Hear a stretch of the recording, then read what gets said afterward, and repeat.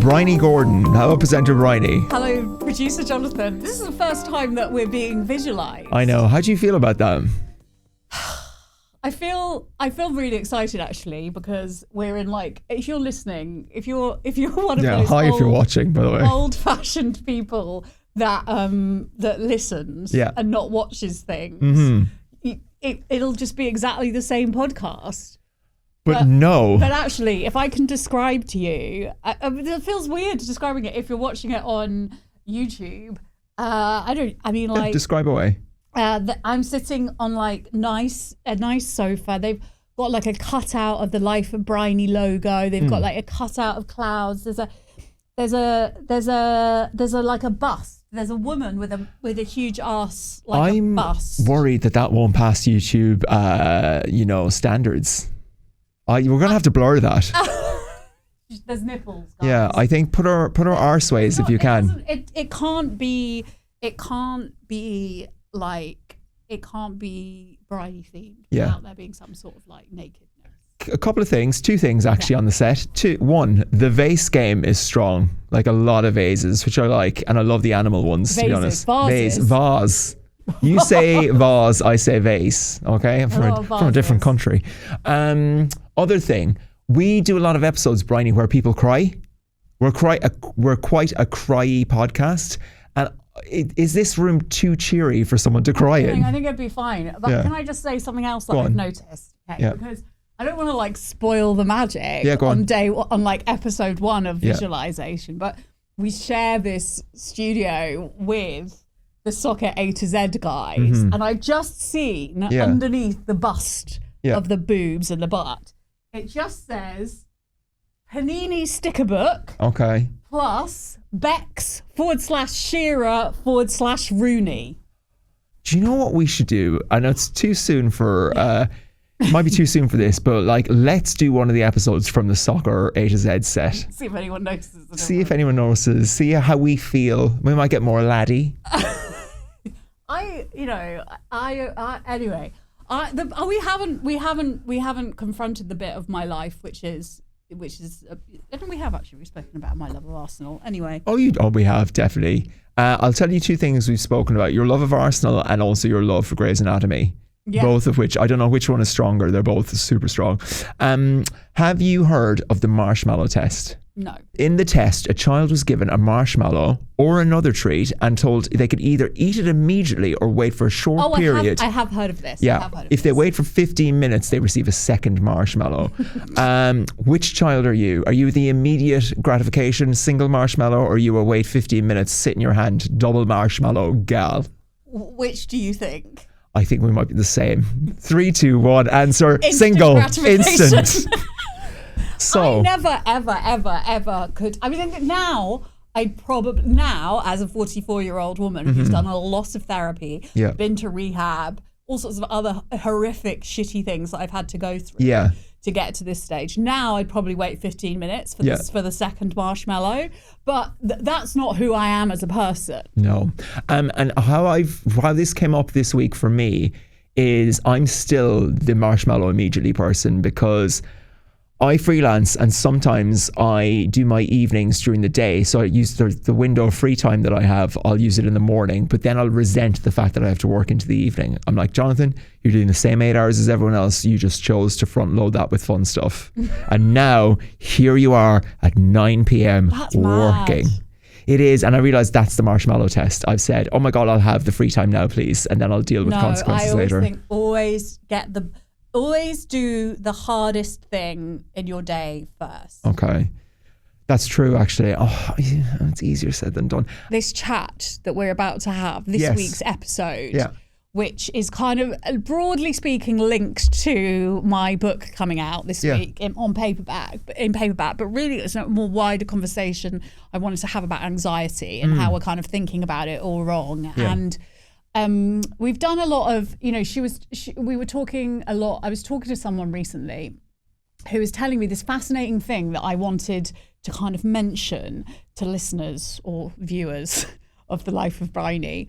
And they were talking about when you are, this idea that anxiety or depression is a weakness is kind of like it was a way of reframing that and talking about when you go into anxiety, when you go into a panic attack, you are actually, your body, you are actually the strongest you ever are. So your mouth dries out. Yeah. So if in an evolutionary term, it's so that you can grab. Wow. You can like grab onto someone with your teeth. Caveman style. And all of your blood rushes away and goes to like your primary organs so that you're ready and poised. Yeah. And put simply, your body is actually, when it's in panic, when it's in extreme anxiety, is actually at the strongest. It's the strongest it's ever going to be. Yeah. And I really liked thinking about that in a different way. How did you enjoy your chat? We're chatting with Alexandra Shaker today. I really enjoyed this chat because it was so wide ranging. So Alexandra Shaker is a therapist. She's written an amazing book about sort of anxiety and its journey through the body. And it's just really fascinating. And I love doing these episodes where we're talking about stuff more generally. And, you know, I feel like I feel like the way I think about mental health has really changed in the last 10 years between when I first wrote about my own mental health in Mad Girl to writing about my mental health now in Mad Woman. And the way I think about it has completely changed. And the way I think people think about it generally is changing a lot. And I love this idea, which I hope people will get from this episode, of looking at what they perceive to be their flaws and their failures in a different way. And sort of, you know, that idea that what is anxiety trying to tell us? Yeah. You know, and it's not the obvious thing. It's not the black and white thinking. No, it's more like maybe it's trying to tell us that the way we're living our lives at that point is out of alignment with how we should be. There's something we're ignoring. You know, it's only when I was speaking then to Ali that I realized, you know, like I would say, truth be told, about 98% of my waking life is spent in a state of anxiety. Do you think? Yeah. That's a lot. Yeah. And I need to get honest about that. Like, because I think we can put on these sort of faces, and I spend my life either in a state of terror or kind of laughing hysterically. Okay. Often at the same time. Yeah. I'd hope, I was going to say, no better woman to sort that out than Bryony Gordon. Like, I feel like you will, if you look at Mad Girl to Mad Woman, what happened like in that space of time between writing those two books, imagine yourself. Yeah, like when I get to Mad Old Lady. Oh my God, you're going to have it sorted. One thing I learned from your conversation with Ali was it was really nice, about your nervous system being complementary, or your nervous system needs another person's nervous system to kind of relax. The nervous system needs to know it's not alone. And am I right in thinking you should find other people's nervous system that you can complement? It's that idea of kind of co-regulation. Yeah. Yeah. So we need to be together. Can I ask you a question? Another question, third question, everybody. Do you think my nervous system complements your nervous system? Asking for a friend. I don't know. I think I have a great effect on you. There are different people in your life that your nervous systems do different things together. Are you saying, like eyebrows, our nervous systems are cousins and not sisters? Is that what you were saying? No, there are definitely, like, I have different people that do different things to my nervous system. Okay, I'm just hearing you deflect the answer here. The answer was yes, Bryony. My nervous system enjoys being with your nervous system. If I could get that in a Hallmark card by the end of the week. It has a laugh when it's with you. Good. We got there. Whereas with Ali, I felt very kind of like calm, you know, and there's some people, my nervous system, fight or flight gets activated, right? It goes into total fight or flight. Sometimes it goes into fawn. There's loads to learn from this episode, but not in this intro to the episode. No, there's nothing. So if you feel like you've learned nothing in this intro, don't worry. There's loads coming up. So, Ali, you have written a fantastic book called The Narrowing, which is it's a kind of exploration of anxiety through our bodies. And I wanted to talk to you. We've got books coming out at sort of the same time. My book, Mad Woman, is coming out in paperback at about the same time. And it's like, even though yours is a very different, it's much more sort of scientific, much more thoroughly researched. Well, I don't know. I mean, I thought your book was incredibly insightful. My book is basically a personal case history of my own experiences of anxiety. Your book is like a deep dive into the wider world of anxiety. But I think that where they come in together, and this is why I wanted to do this episode, because I get so many questions from people. As someone who's spoken openly about my experiences of mental illness, I get so many messages from people going, what do I do? How do I stop these feelings? How do I stop myself from being depressed or anxious or having OCD or being an alcoholic or all of these, the kind of like the big soupy problems that make up the human condition? They want to know how to stop them and how to not feel it.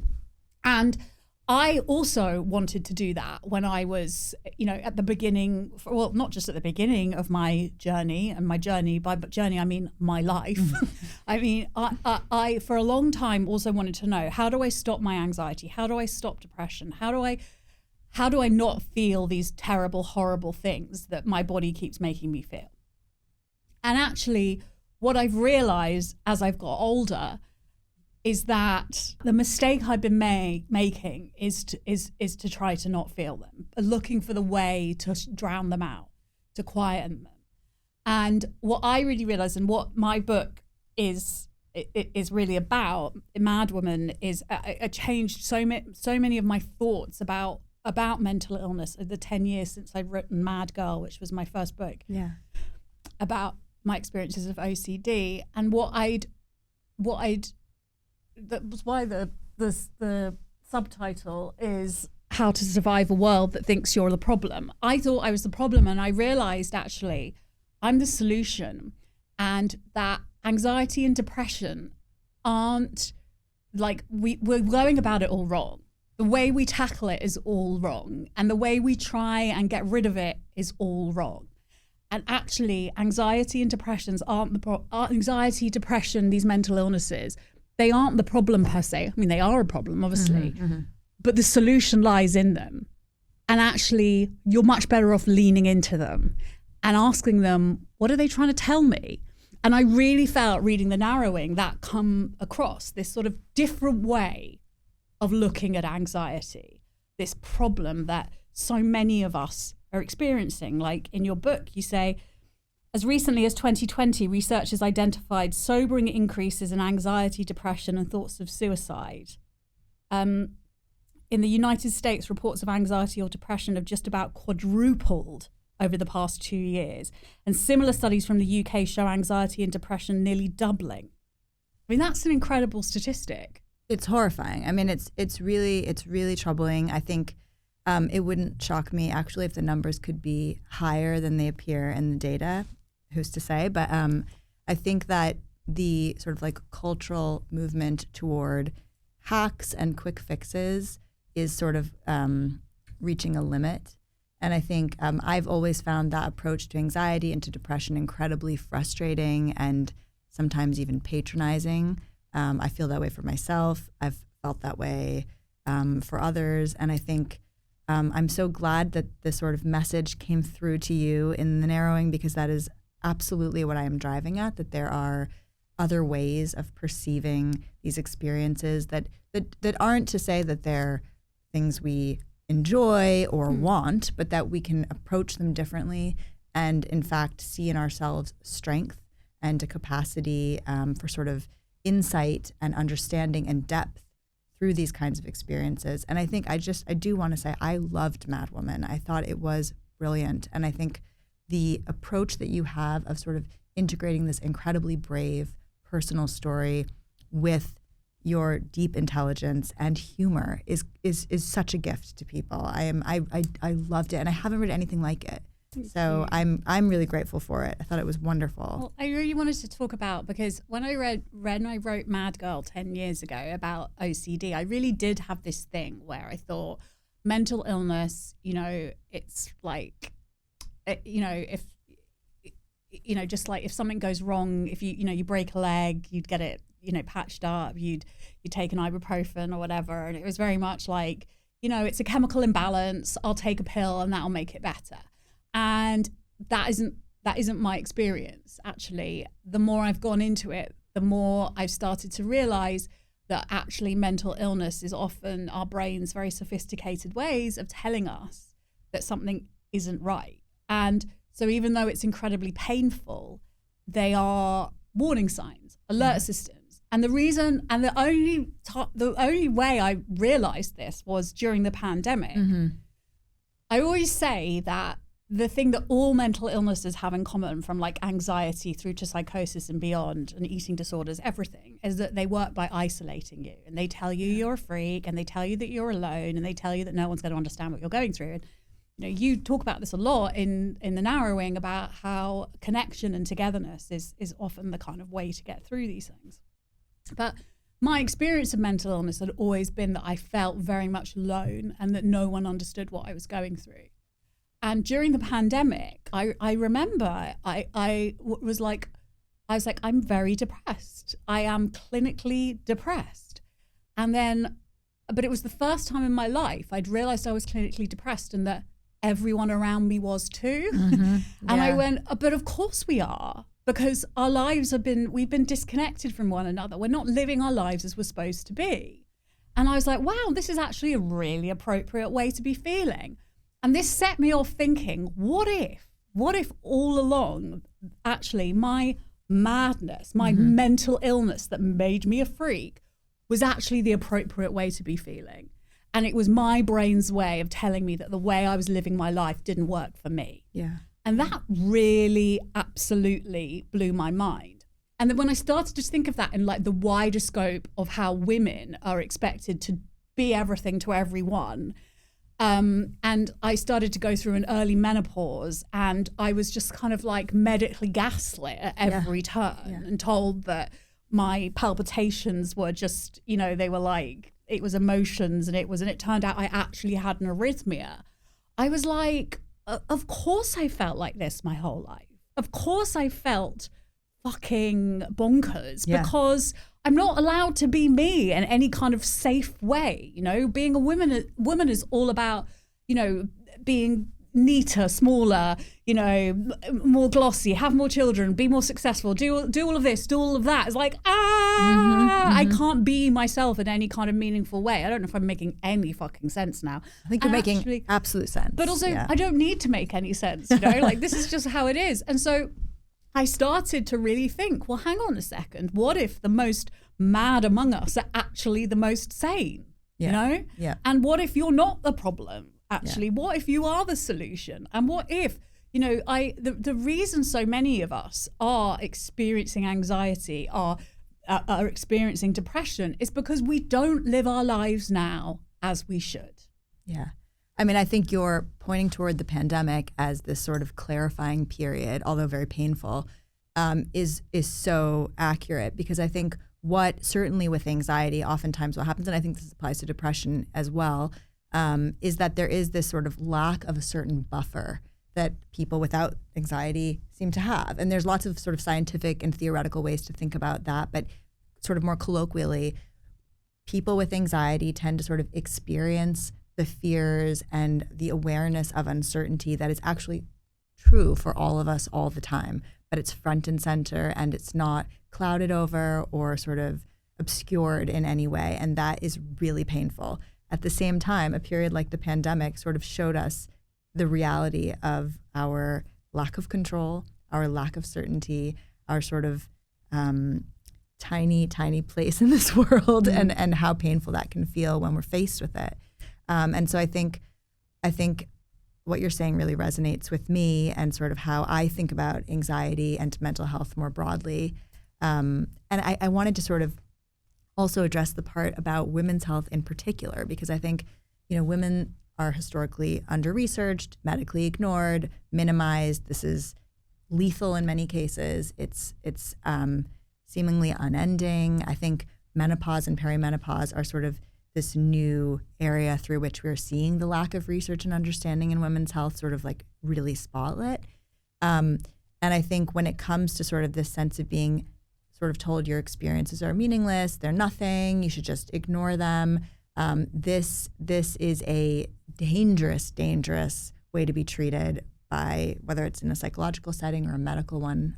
It is, and one thing I try to speak to in my book is that it's not just that it creates discomfort emotionally. It's actually really medically bad for us. These, our bodies and our minds, not to sort of use cliche, but they are one thing. There is no line between them. They are all one thing. And so, in fact, there are very physical ramifications when we don't take seriously our mental health. This is the reality we live in. And I think for women, it is sort of amplified because women are so often ignored when it comes to their concerns, their pain, the changes that they notice in their bodies and so forth.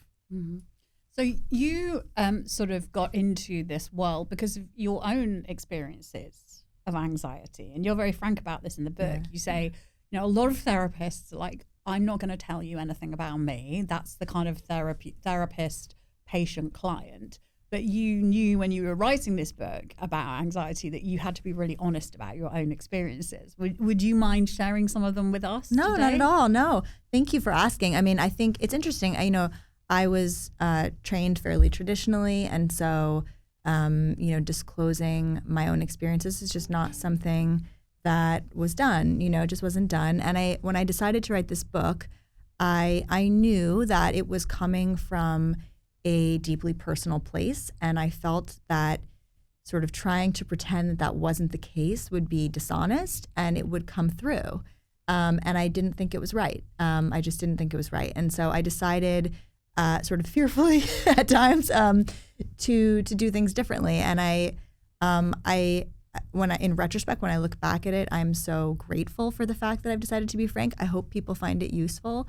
I think that we are often most useful when we're able to sort of share the parts of ourselves that are rough and not tidy, and that is what I've tried to do. I mean, anxiety for me is something I've known most of my life. I don't really remember many periods of my life where it wasn't present. And as I get older, I think I feel a really different relationship to it. I feel a different sense of self-understanding and a different sense of sort of bodily awareness. At the same time, it doesn't mean that it's not still there. And I wanted to be really open about that in the book.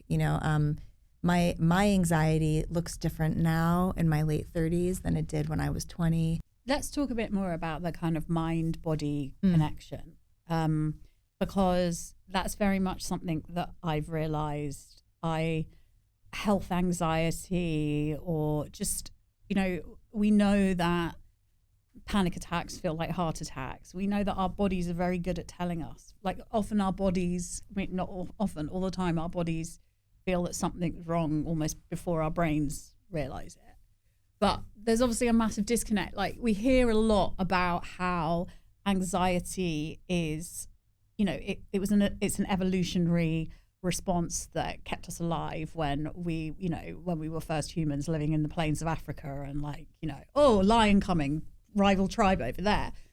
Obviously in the year 2025, it's not, necessarily very helpful because there aren't lions coming for us, but the lions are different. Do you know what I mean? The lions might be trolls, or they might be, someone at work or something. Interesting stuff there. Yeah. I mean, I think I love how you just said they're different lions. I think that's the way you put it. Yeah. That's such a perfect way to encapsulate that. But it's about the anxiety and the body and the how, if you think you're, I also think panic attacks are like all of this stuff, all of the kind of, I definitely, have developed an arrhythmia, atrial fibrillation, and I do think it's absolutely linked. It's almost like I see it as my body's way of trying to tell me to calm down a bit, you know. And I think so if you try to ignore anxiety or turn away from the door, it will come out sideways. Yes. There is, it's interesting. So in Freudian terms, the repressed always returns, if you will. I think in other frameworks, there is this way that we are seeing very physically that the things that we attempt to ignore that are important will find other ways of expressing themselves. There is no sort of free way out of this, And so I think with our bodies, I think because most of us have been sort of raised in a time when we're generally at least taught to see the function of our minds and bodies as fairly separate. Mm-hmm. And certainly I will happily admit, I was I have been quite skeptical around sort of really accepting the depth of sort of oneness of it all. But I think, in fact, there's just abundant evidence that when we sort of quiet problems in our minds, they are expressed in our bodies. I think for some of us, that is a cardiac experience, like you've described. I think for many people, that has to do with how their gut functions. And it's not just, that you have an upset stomach when you're anxious. There's actually a lot of sort of internal evidence-based reality to changes in response to our mental state. And that was really one of the points that I most wanted to communicate in my book, was that you can't just sort of get out of it. There is no just getting out of it. And there is no sort of like quick way to absolve the problem and move right on. It will express itself somewhere else. Hacking your brain. Yeah, you can. We do. Yeah. This is the thing. We do live like, instinctively, I want to be able to create a podcast clip that is like you going, you can hack your brain to free of anxiety in 10 seconds by doing this. Yeah. There is no way we do this. Like this is learned stuff we learn over. We win. It's hard won through experience. Yeah. And I know that's really horrible for someone who might be listening. I'm like, but I want to just feel better now. And of course you do. But in my mind, part of the problem is how we've kind of, we're brought up to think that only happy is a valid feeling, And if we don't feel that, we're failing in some way, And actually, the more that we understand that actually, no, we're not. We're just being human if we're sad or we're anxious or, our brains are trying to tell us something. And the quicker we listen to it, the quicker we're going to move through it. That's right. I mean, absolutely. I think that, when someone is in the throes of really intense anxiety, of course you want something to fix it. That is true for all of us. And I think, it's like there are things we can learn to help in the moment, like people learn breathing techniques, for instance. It's not that those things aren't useful. Those things, however, will not be enough for most people. They just won't be. And so I think this is where the sort of approach rather than avoid stance when it comes to anxiety comes in and becomes so important, because otherwise you're sort of chasing your tail, sort of doing the same thing again and again and finding yourself in the same place. And that is ultimately, I think, a really painful way to live, a really hard way to live, and quite limiting. I think ultimately, I think it's quite limiting. I do think this sort of time we are living in which happiness is sort of the ultimate commodity is really, it's really quite frustrating. I think while it's great to feel happy, it's important to feel other ways too. Yeah. There's more to life than just happiness. And when we are happy, we can hopefully appreciate that and enjoy it. But there is so much about the human experience that exists in other places in our mental sort of environment, and really important, meaningful experiences to be had in them as well. So I do find that quite frustrating, that sort of like constant drive to happiness. Well, I think it's kind of inherent in the way we live our lives now, this sort of dopamine chasing, if you will. Yes. Like we don't even realize it's happening, because we are also tied into our phones, like every day in millions of ways. I mean, these are devices that are designed to be addictive. So they're working on the same brain places as cocaine, as alcohol, as cigarettes, whatever.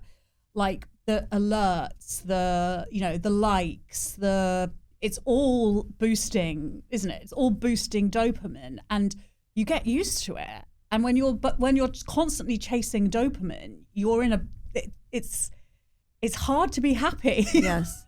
Yeah.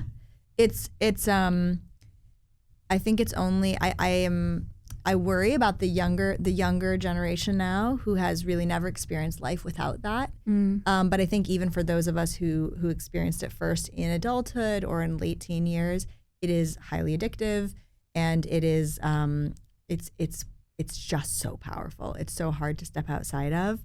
And I think we find other ways as well offline we're also sort of looking for that fix. Yeah. Like what? Like food? Like I think food is such a great example. I mean, certainly all kinds of substances, all these sort of momentary sort of physical sensations. Ice baths. I mean, okay, I have to tell you, I was very admiring of your bravery with the cold water swimming. I can't fathom it. But I realized that's me chasing some more fucking dopamine. Yeah. Like the whole way we live our lives now is like, look, I'm going to run a marathon. I'm going to go and have an ice bath. And I'm like, Bryony, would you just sit down? Yeah. Would you just sit down? Like you need to just have a moment. But I think it's really interesting. Like you talk about the biggest sign that you are, that you can, the biggest sign that you will be able to deal with anxiety in a kind of resilient way it's to do with attention. Yeah. Are you able to move your attention from one thing to another, right?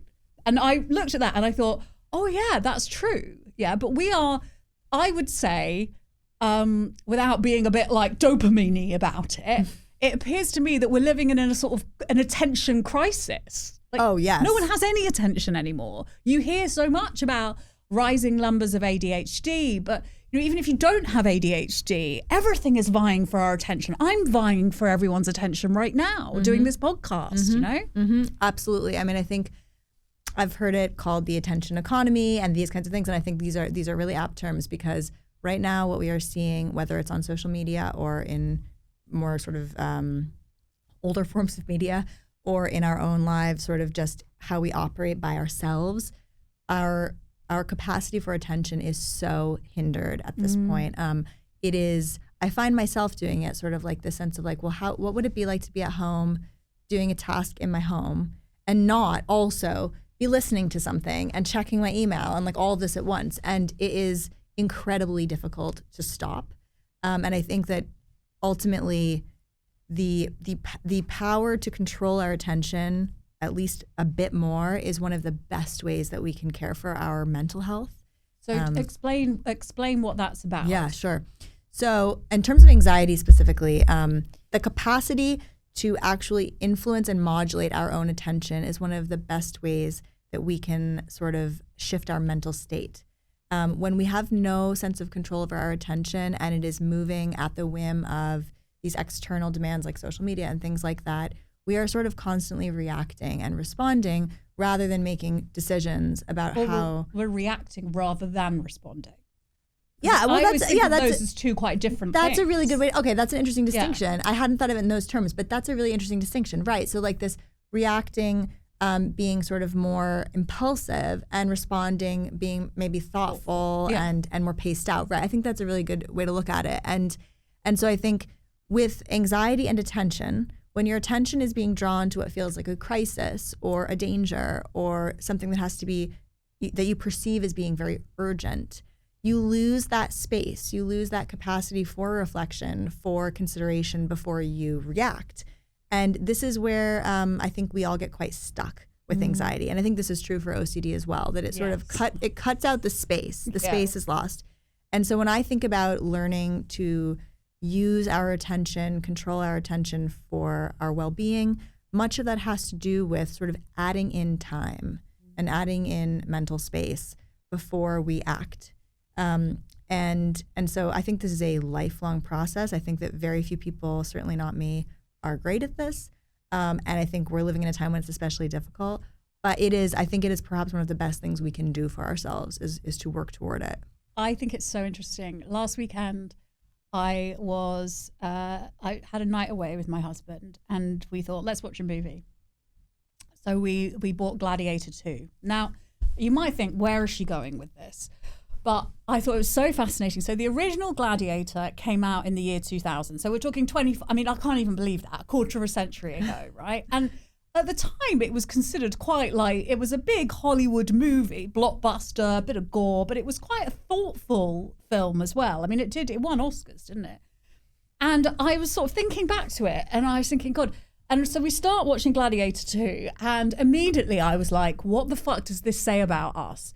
So without spoiling it, right? So you've got like immediately, you're like Pascal, Mescal, Denzel. It's like boom, boom, hunks, right?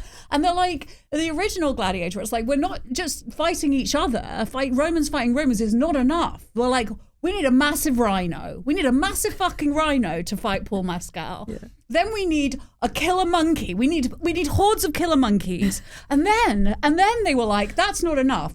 I know what we're going to do. Let's flood the Colosseum and put sharks in it. And then put Paul Mescal on a boat. I was like, what? This is, if you pardon the pun, completely jump the shark now, okay?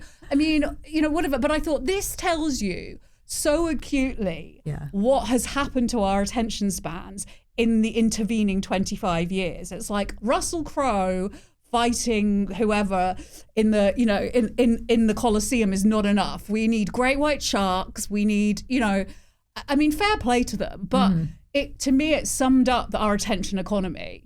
Like, you have to everything has to be that bit bigger, that bit bolder, that bit more brassy. Yeah. And I think a lot about what does that do to our mental health? Because we're in constant sort of like states of hypervigilance. Absolutely. And I have not seen the film yet, but I will say probably many people who are watching it at home are also on their phones during all the sharks and all the everything, right? And I mean, Googling shark attacks. Right. I mean, why not, right? And this is what happens. And I think part of it is I think that there's this sense of losing a capacity for focus.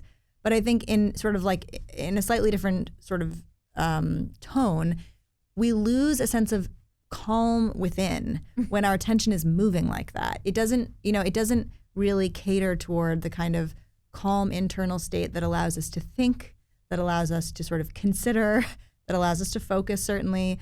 I mean, I think this is, a lot of people feel this way at work, that there's this sense of their attention being drawn in many directions. It's very difficult to get a task done. But if you sort of like take this outside of task completion into the broader sense of how we feel in ourselves, it creates a very sort of scattered sense of what our minds are doing. Our inner life, I think, is sort of negatively impacted by that kind of movement of attention.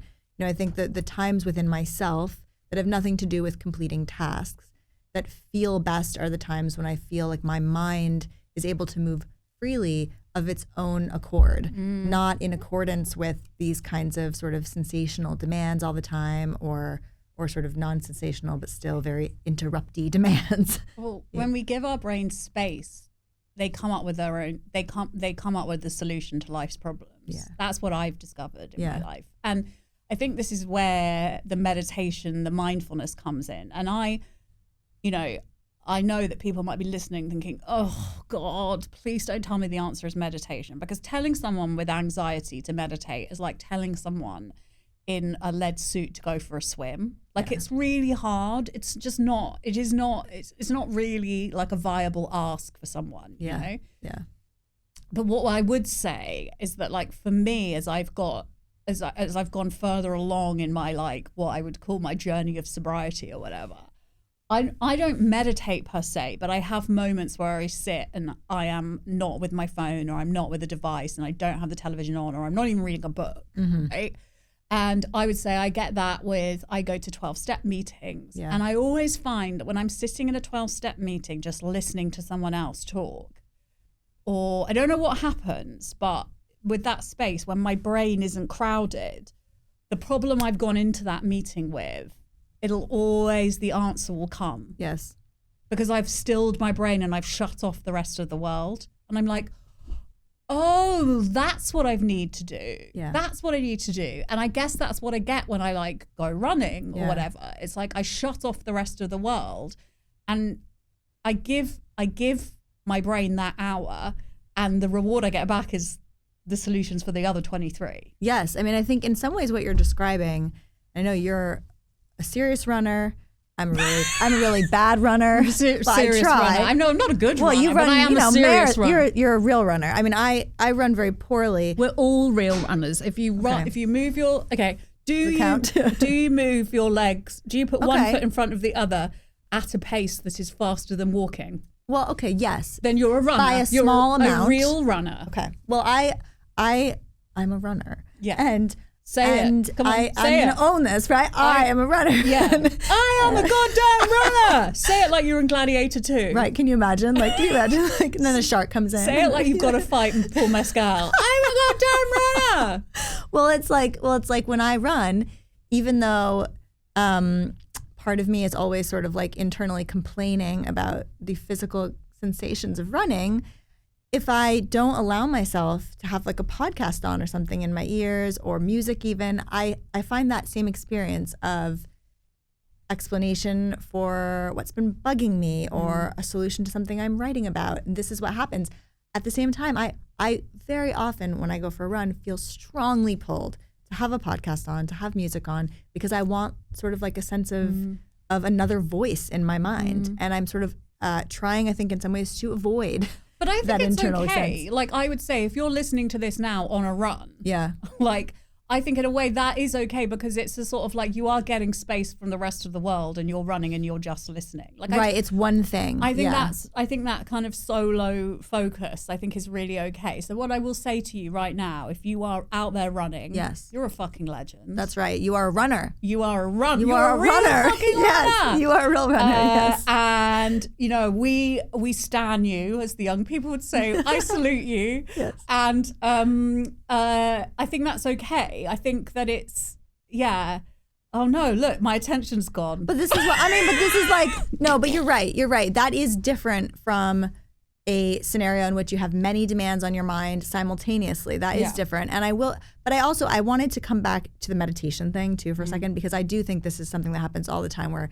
there is the sense of meditation is like the recommendation for anxiety.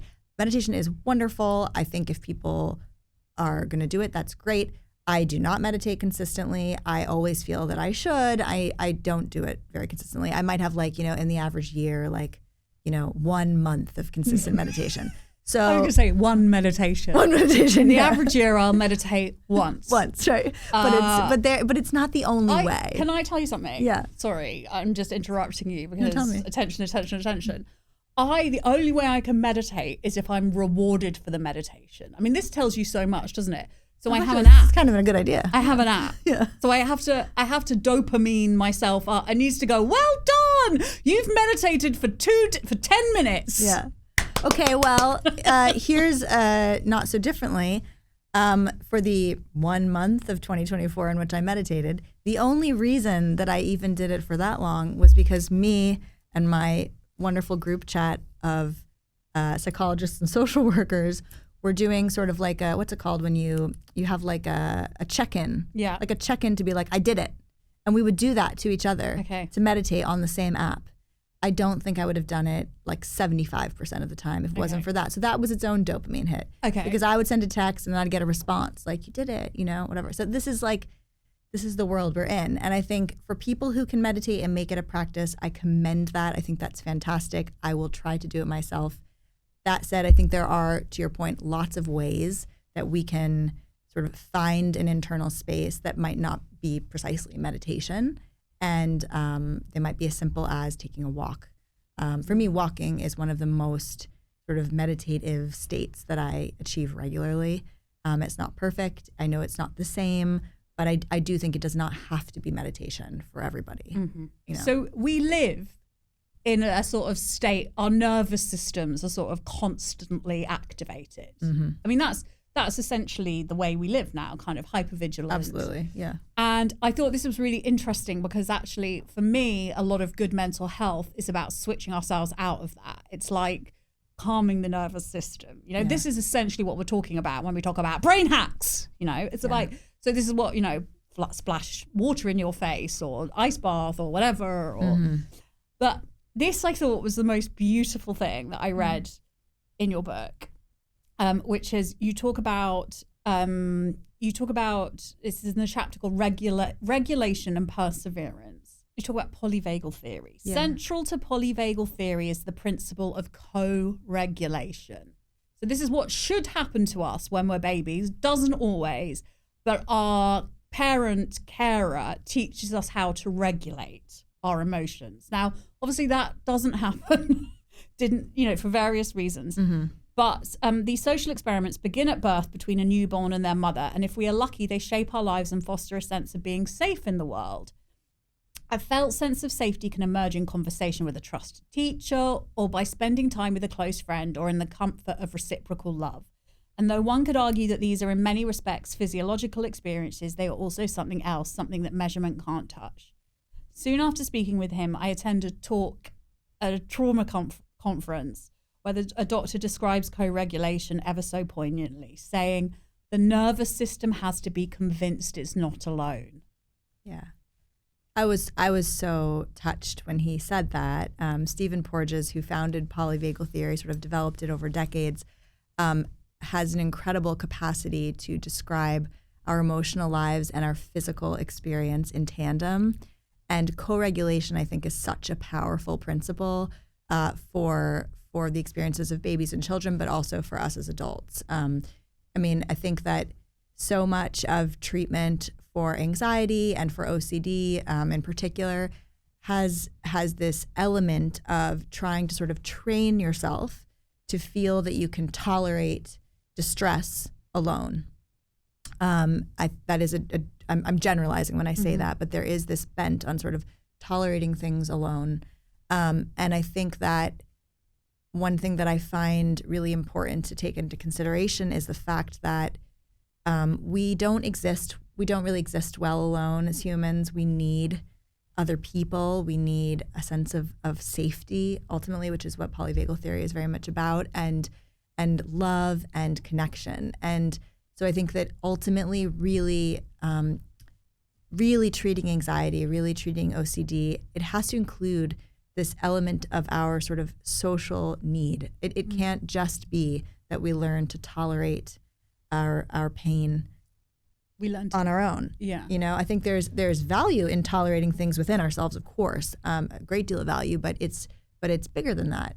We are part of a much wider system. But I do think it's interesting. You learn, when babies are tiny, you soothe them and you look them in the eye and they, and you tell them that they're going to be okay. And that goes through childhood. A child falls down, you pick them up, you graze their cut and you say, it's okay. And you teach them. And that's what's supposed to kind of happen. And it doesn't always happen for various reasons. Yeah.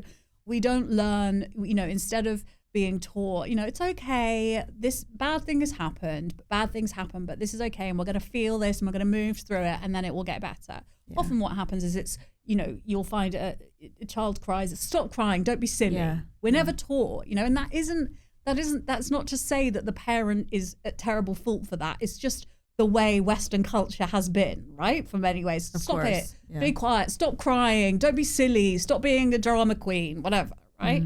And often I find that this is the point that you make, is that actually it's like there's a reparenting. So that nervous system needing to know it's not alone is even if you're the person, even if you're telling your own nervous system, you're not alone, it's okay. Like often I find that's what I'm doing to myself. I'm talking to little Bryony. Yeah. I'm going, it's okay. We're okay. Yes. We're going to get through this. The world is not going to end, babes. Right. You know what I mean? Well, absolutely. And I think that oftentimes we have to learn to do that for ourselves as adults when we don't perhaps, and I think very few people really kind of reach adulthood with an excellent, strong, clear sense of how to sort of comfort themselves. So I think that is something that some people can sort of have had better experiences with than really others, unusual. but it's rare. I think there's probably like two people in the whole world who can do that. Yeah. And if you're listening, rare. could you get in touch? Because we'd like you on as a guest. Can we talk about that? Like, it's much more unusual to be normal. Oh, and think of it this way too. I mean, even in the best of circumstances, I still think that if you look at people who've had really loving families and attentive parents and so forth, very few of them reach adulthood feeling like they've got a great hang on how to do that. And I think when it comes to the way that people speak to children, oftentimes, like the parent who's sort of with good intentions saying like, come on, stop crying, get up, whatever, brush it off and keep going. They're also trying to regulate their own discomfort while their child is upset. So I think part of it is this sort of sense of being able to tolerate your own feelings when your child is upset, or tolerate your own upsetness in the moment. And they're not that different in a lot of ways. You know, they're kind of like, they are sort of the same process. So I think when people talk about reparenting, there is this way that it's of course, it's a crucial element of how we treat our children, that we sort of face as parents sort of anew, and we kind of see the gaps that maybe this isn't coming out quite right, but let me sort of rephrase that if that's okay. But sort of like, I think that in our children's distress, we are often actually more troubled by our distress. And we see the gaps in our own experience through that lens. And then as adults, we have to sort of simultaneously tolerate our distress and hopefully teach our children to tolerate their distress. And doing both of those things at the same time, which I think is what reparenting is often sort of trying to do, is quite challenging. And I think it shows people blind spots, and it shows people sort of gaps in their own experience. But I think ultimately what we're talking about is this sort of sense that you can be okay and I can be okay and we can be okay together. And that's not from pretending you're not upset or pretending you didn't hurt yourself. It's from acknowledging that you did, but also it's going to be fine at the same time. I mean, certainly as a parent, that is what I try to do, to sort of, I mean, and I am far from perfect, but I try to sort of be able to say, yeah, like, you're upset. Something happened. It's not what you wanted. It's not what you expected. Here we are. I see that. We can deal with that. And also, it's going to be fine. You know, and this is a constant juggling act, I think, for all parents. You know? Yes. Yeah. I want to talk to you. There's a great chapter in the book called Guts.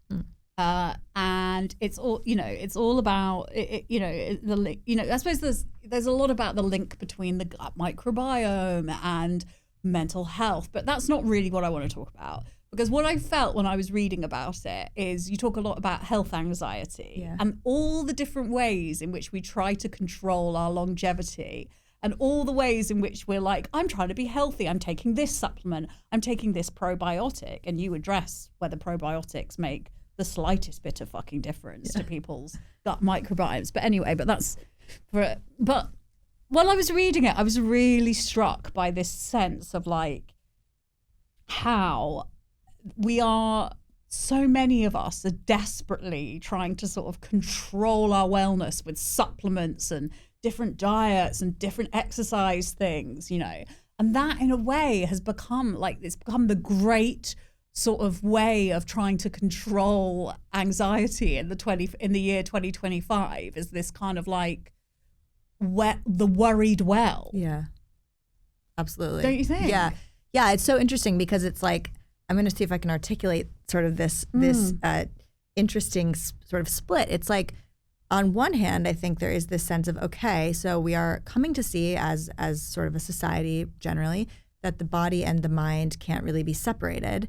So there's this push toward wellness as a way to tolerate pain, emotional distress, etc. But it almost like misses the mark, because, you know, you can take all the probiotics you want. At this point, I don't believe that will ultimately, you know, treat anxiety in any really useful sense. So, you know, maybe some people will feel otherwise, but that's my opinion. So I think that there is this way that we're sort of like trying to get toward this integration of body and mind in the context of emotional well-being, but we're putting all this attention into sort of wellness practices that are, I think, like a mask. You know, they are a form of control and kind of regimen and so on. They give an illusion of protection, an illusion that we're going to, you know, deflect mortality a little bit more or something. But I think that they're kind of like a false version of seeing the body and mind as one thing, you know. And it's like, yes, we have these physical experiences like running or, you know, cold plunging, these things that can have absolutely useful impact on our mental health, no question about it. But I think that they can't be the only thing. They can't be the only thing. There has to be another layer. And I think that sometimes people sort of like rush toward all of those kinds of treatments, the supplements, the probiotics, the hacking ultimately. You can't hack life. You cannot hack it. I mean, I would literally, love I it can't if it were hack possible. life. No, we cannot do it. I wish we could. There aren't shortcuts, right? No, there just are not. And I think that probably you and I, as much as any people, would be delighted if there were really simple options. If there was a powder I could put in my drink, that would like take away everything, or make everything easier, or I think what I learn as I get older is that, and I think also it's really important to say about this kind of worried well health anxiety thing is that, there is, like, if you're going to get cancer, you're going to get cancer. If you're going to get one of these illnesses, you're going to get one of these illnesses. Like, and I think that it's a terrifying thought, but it is also reality. Do you know what I mean? And I really don't think there's any amount of like supplements or whatever that you can take to stop this from happening. And I think it's also really depressing for people that do have cancer when you see all this stuff, and it's like, I know I have got friends who, they have breast cancer, and people are like, oh, do you eat sugar? Right. You've got to stop eating sugar. And they're like, fuck off. Yeah. That is not why I have breast cancer or whatever, And I think we have to be really careful with the way that we, I think it's one thing being really conscious of your health, and if something seems up, you go to the doctor and you make sure that is dealt with. But like, I just think that actually the healthiest way we can be is by accepting that we essentially have no power. Well, this is the thing. I mean, I think that the longer we go on in life, the more experience we have, to your point, of encountering lots of situations in which there is no known explanation for a terrible catastrophe of health. There is no known explanation for it, and we have to live with that. And that feels horrible. People who have horrible illnesses for no explanation, and that is just very difficult to tolerate. It's very difficult to live with, and I think about this all the time. I think of people in my life who have illnesses that are devastating, that we have no logical, controllable sort of factor at play. It's just shitty luck, basically. As far as we know, it's shitty luck. And I think it makes us feel small and out of control and terrified. And I think there are no supplements to solve that. And it is a sort of painful reality to face, but we have to face it. We have to face it. We can do what we like in terms of our sort of wellness, etc. if it makes us feel good, and that's great, that's fine. But we will not conquer the reality that we don't have control over this. I think it's a really important thing to say, and actually feels really powerful, because I think I can see a different kind of anxiety in this sort of, I see it in people, that this obsession with ultra processed food, and like, I get it, like I can see that, we can take control by like not sitting around eating crisps the whole time. Like, I totally get it. But like, fundamentally, also this obsession with like not having anything that is, that is slightly processed, or, and not, and worrying about everything is really unhealthy in itself. Like, I just feel extra stress we put on ourselves now. Like, I know we're not going for the kind of like the easy quick fix hacks. When that's not that kind of podcast. You're not that kind of therapist. But if we were to sum up the kind of one of the most useful tricks to getting through life and to growing resilience to things like anxiety, depression, sublimation. Okay. Can you explain this to me? Sure. So, I mean, sublimation is an old term. It comes out of psychoanalytic theory. And the premise is that we can sort of take something in our lives that is difficult, troubling, and sort of twist it around into something that we can make use of, something that can be of benefit in some way, potentially. You can think about something like art, the way that perhaps there is internal struggle, there is pain, there is confusion, etc., and someone maybe finds a way to transform it into something beautiful or meaningful or with a great deal of depth. So when I think about anxiety, I think about, rather than trying to sort of hack it or eliminate it or erase it, I think about the ways that we can turn it into something with some meaning, with some use for ourselves, hopefully for some other people as well.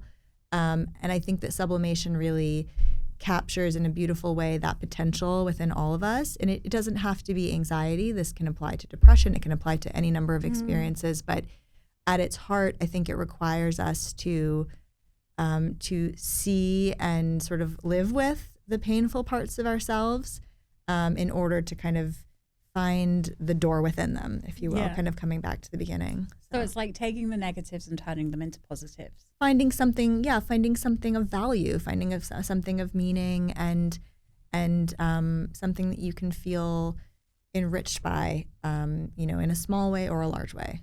Yeah. I feel like that's what my whole career is basically, and I suspect it's the same for you. And that's both what I'm of these trying books for. Are like the books that I write are like my attempt at taking all the shit stuff that's happened in my life and trying to turn them into positives to like in the hope that, because it's not just that, it's like, I don't know about you, and obviously when the narrowing comes out, like it's that thing of people now come up to me and they're like, oh my God, I read this thing in your book about, I have that kind of OCD too. And I'm like, what? Yeah. You have that OCD? No way. You look really normal. And then we have a hug and it's like, oh wow, that connection. Like my nervous system learns it's not alone. That's right. That's absolutely true. And I think I also kind of get that sort of feedback sometimes, people being like, huh, you don't seem anxious, you seem laid back, whatever. You seem like, you don't seem like an anxious person. I mean, I torture myself exclusively. You have written the book on it. Well, thank you. If there's something I want people to take away from Mad Woman, and I hope that,